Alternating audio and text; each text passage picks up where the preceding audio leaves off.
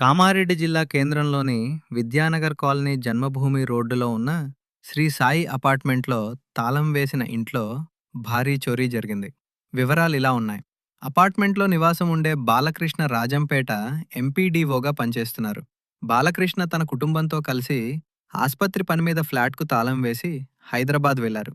దొంగలు తాళం పగులుగొట్టి చోరీకి పాల్పడ్డారు. దీనిని గమనించిన స్థానికులు పోలీసులకు సమాచారం ఇచ్చారు. పట్టణ పోలీసులు ఘటనా స్థలాన్ని పరిశీలించి విచారణ జరిపారు. శుభకార్యాల సీజన్ కావడంతో బంగారు ఆభరణాలను ఇంట్లోనే ఉంచుకున్నట్లు తెలుస్తోంది. 40 తులాల బంగారం, 60 తులాల వెండి, ₹1,00,000 నగదు చోరీకి గురైనట్లు బాధితులు పోలీసులకు ఫిర్యాదు చేశారు. క్లూస్ టీం బృందాలు వివరాలు సేకరించాయి. పోలీసులు అపార్ట్మెంట్, పరిసర ప్రాంతాల్లోని సీసీ కెమెరాలను పరిశీలిస్తున్నారు. కేసు నమోదు చేసి దర్యాప్తు చేస్తున్నామని పట్టణ సీఐ నరహరి తెలిపారు.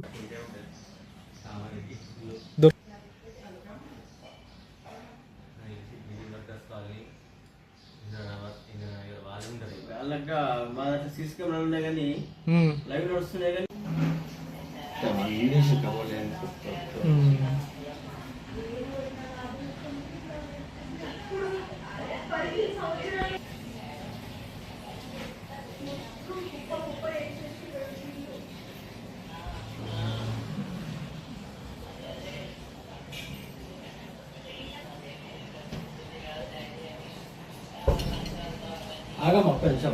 నా పేరు అడ్డగుల బాలకృష్ణ.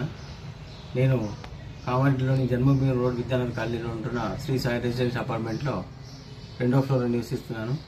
శనివారం రోజు నా భార్యకు హాస్పిటల్ ట్రీట్మెంట్ తీసుకెళ్ళాను. ఆ రోజు తిరిగి రాత్రికి వచ్చి ఉండేది కానీ అనుకోని పరిస్థితుల్లో అక్కడే ఆగిపోవాల్సి వచ్చింది.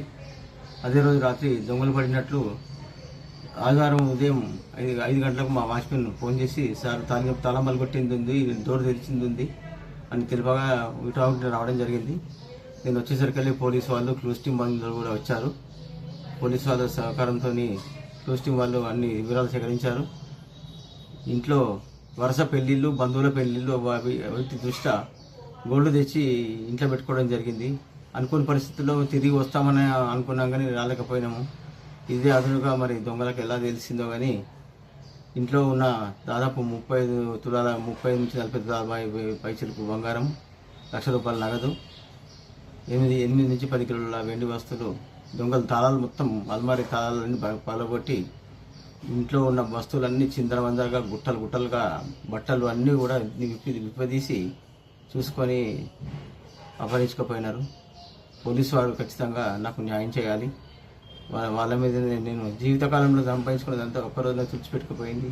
దయచేసి పోలీసు వారు నా బాధను అర్థం చేసుకొని దొంగలను పట్టుకొని నాకు సొత్తును నాకు ఇప్పిస్తారని అనుకుంటున్నాను. Thank you.